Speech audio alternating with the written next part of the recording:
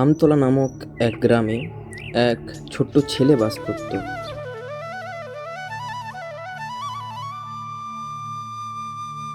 ছেলেটির নাম ছিল চিকু। চিকু সবেমাত্র ক্লাস 4-এ ভর্তি হয়েছে।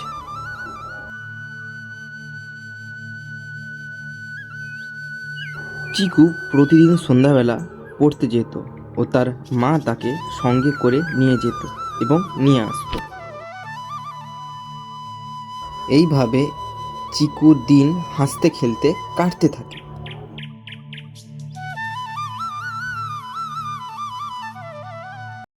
এবার চিকুর জীবনে নেমে আসবে এক নতুন আতঙ্ক।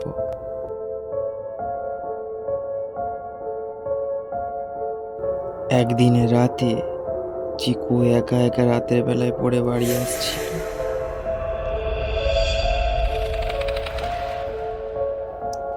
সে একটা বট গাছের তলায় একটা ঘুঙরু দেখতে পেল।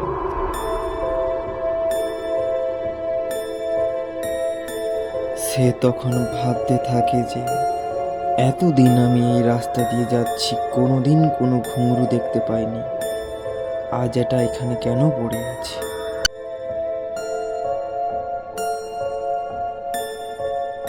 চিকু ওটা ব্যাগে করে নিয়ে তার বাড়িতে যায়।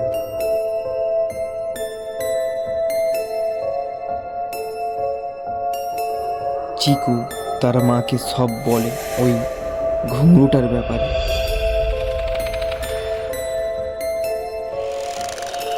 চিকু একদিন রাতের বেলা তার মায়ের সঙ্গে ঘুমোচ্ছিল।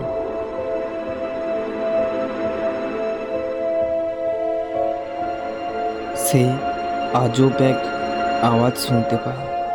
তারপর সে মন দিয়ে আওয়াজটা শোনে। সে আওয়াজটা ছিল একটা ঘুঙুরের। চিকুর ঘুম ভেঙে যায়, কিন্তু সে ঘরের ভেতর কোনো কিছুই দেখতে পায়নি। তারপরের দিন চিকু তার মাকে রাতের বেলা ঘটে যাওয়া সব ঘটনা বলতে থাকে। তারপর দিন চিকু তার বন্ধুদেরকেও এই ঘুঙুরের ব্যাপারে বলে। তারাও শুনে খুব ভয় পেয়ে যায়।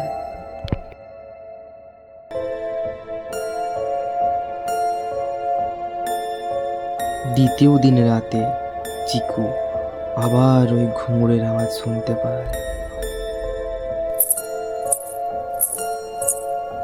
তারপর চিকু ঘরের দিকে তাকায়, কিন্তু সে প্রথম দিনের মতোই কোনো কিছুই দেখতে পায় না।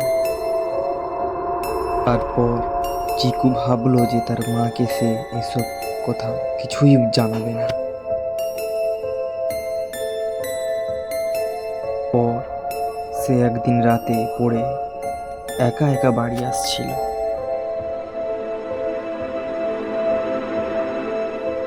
হঠাৎ সে ওই বট গাছের নিচে এসে এক আজব আওয়াজ শুনতে পায়।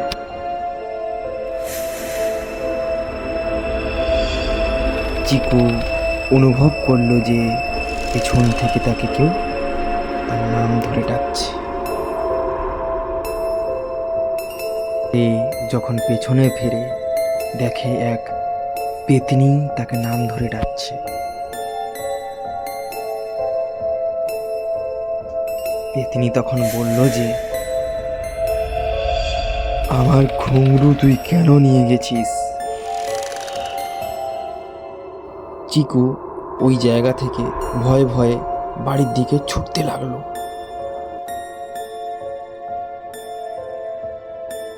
চিকু রাতের বেলা শুয়ে শুয়ে ভাবছিল যে ঘুঙরুটি সে আগের জায়গায় রেখে আসবে। চিকু পড়তে যাওয়ার সময় ওই ঘুঙরুটি ওই আগের স্থানেই রেখে দেয়। তারপর পেতনি ওই ঘুঙরুটি নিয়ে চলে যায়।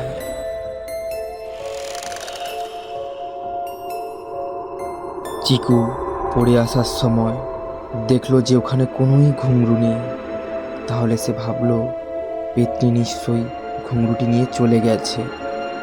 ওই দিনের পর থেকে চিকু রাস্তায় কোনো পড়ে থাকা জিনিসে ঘুরেও তাকায় না।